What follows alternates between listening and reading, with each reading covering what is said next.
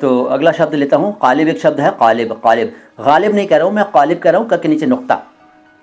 कालिब शब्द का मतलब, कालिब अरबी का शब्द है, इसके मैं इसका मतलब बता चुका हूँ वैसे पिछली मुलाकातों में, लेकिन इसके कुछ और पर्यायवाची बताता हूँ।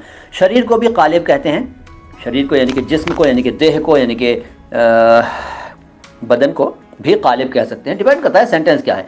और ढांचा को भी कालिब कहते हैं, ढांचा, सांचा, ठीक है जी।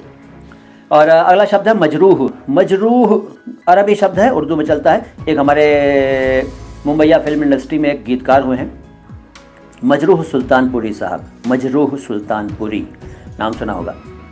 मजरूह का मतलब होता है ज़ख्मी, घायल। और बताऊं, एक शब्द और, क्षत।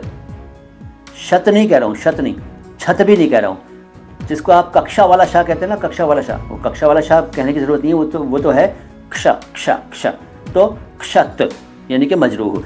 मजरूब पूछा था, मजरूब अरबी का शब्द है। मजरूब शब्द का मतलब है जिस पर ज़र्ब की गई हो। ज़र्ब का मतलब चोट करना, मल्टीप्लाई करना भी होता है ज़र्ब या ज़रब करना, ज़र्ब भी कहते हैं, ज़रब भी कहते हैं, मल्टीप्लाई करना या चोट पहुंचाना, मारना, पीटना। तो मजरूब का मतलब है पिटा हुआ, वो व्यक्ति जिसको पीटा गया हो, मजरूब कहलाता है अरबी में। इसके अलावा आप उस संख्या को भी मजरूब कह सकते हैं जिसको गुणा किया गया हो, जिसको मल्टीप्लाई किया गया हो, तो वो संख्या भी मजरूब कहलाती है।